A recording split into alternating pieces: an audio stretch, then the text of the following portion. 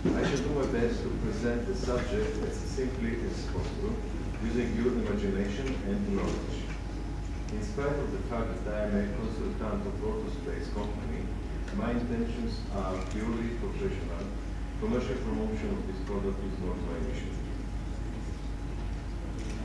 The inflatable absorbable balloon was invented for use in urology to produce temporary distance between the prostate and the rectum to prevent damage to the rectum during the radiation treatment of prostatic cancer. The idea was good, however, the technique has not proved to be a commercial success. John Donald Shaw says, the reasonable man adapts himself to the world. The unreasonable one persists in trying to adapt the world to himself. Therefore, all progress always depends on unreasonable men. Dr. Beckett, an orthopedic surgeon, came with an idea to use the balloon as an artificial bursa in the shoulder. He discussed this idea with several orthopedic surgeons, however, the idea was rejected.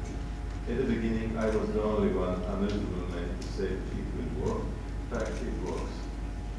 What is the rationale behind this rationality? Let's face some facts. The genital rotator cuff tear is asymptomatic in 40% of 70-year-old population. Most of them accept their mild functional limitations. The symptomatic group complains of shoulder and arm pain, night pain, pain on effort, and limited range of motion. There are several treatment options for the symptomatic degenerative rotator cuff pathology. For those patients who fail to achieve symptomatic relief by conservative modalities, we choose a surgical solution. The result of surgical intervention are good in most cases. To achieve these results, we need several obligatory conditions.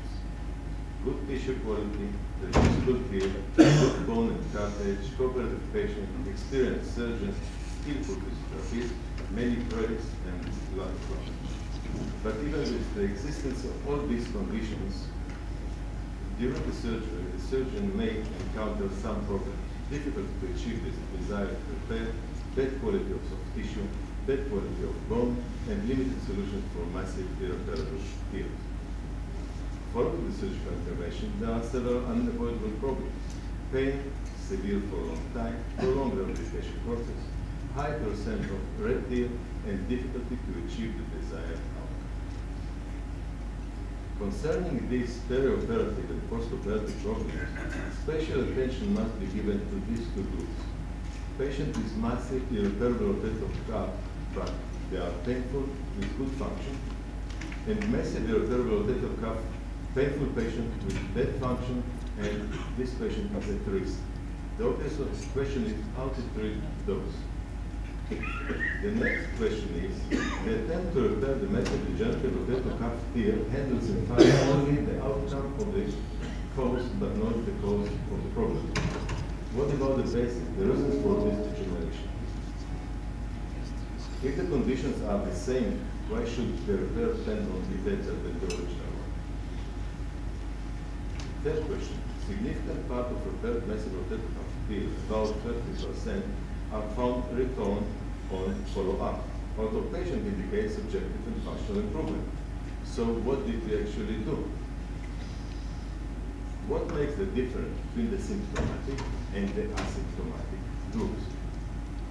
The answer is probably wrong, painful functional pattern and an inefficient, disorganized cooperation of activity between the scapula, the deltoid, and the pressors due to deficient rotator cuffs have stabilizing action.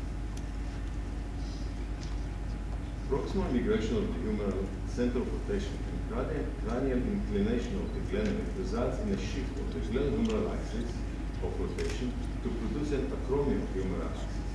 The ability for rotating abducting vector of the deltoid is lost. At this position, the deltoid acts only as impactor against acromion.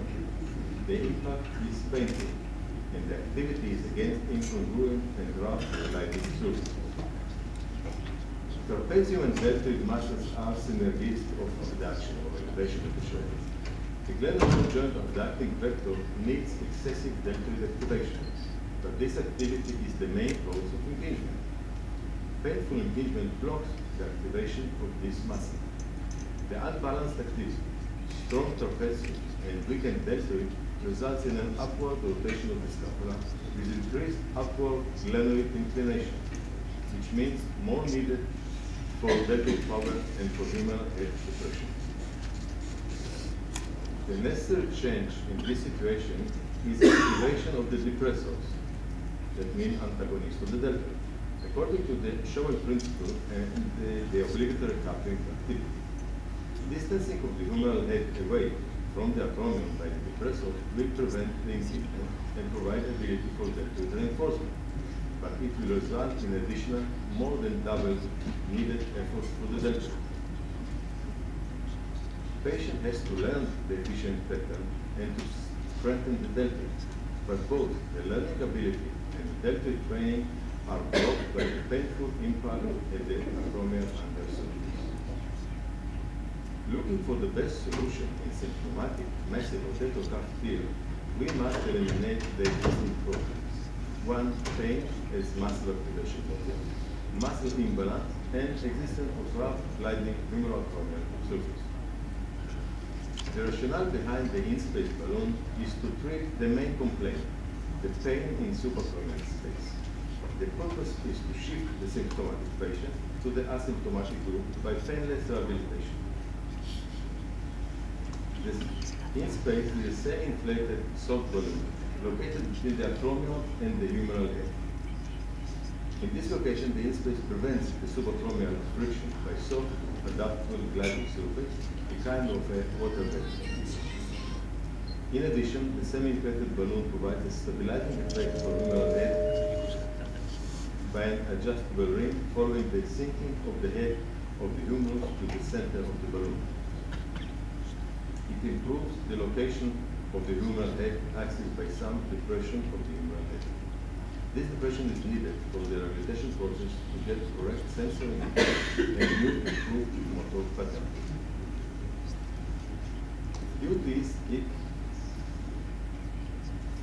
its effect, the in-space may be used as an internal bandage to ease the rehabilitation process in other procedures, such as ASD, full or partial repair, or transplant. In this video, a repaired rotator cuff is seen through the in-space, demonstrating the gliding surface and the depression. The stabilizing ring effect cannot be demonstrated as it appears only as a reaction to compression process of active contraction. The in-space is optimal solution for painful patient with torn rotator cuff and general condition that prevents general anesthesia or prolonged use of lubricants. This film demonstrates a patient with degenerative rotator cuff on her right side. This patient has a mini-open rotator cuff repair on the left side about 12 years ago.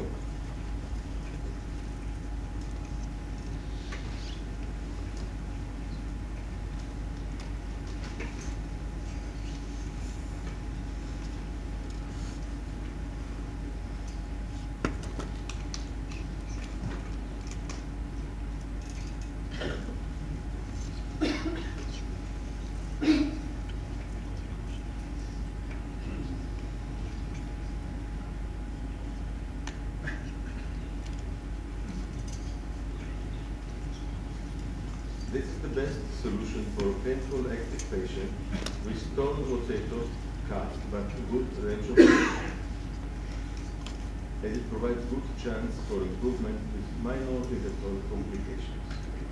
We are dealing with minor surgery with open weight effect. Thank you for your attention.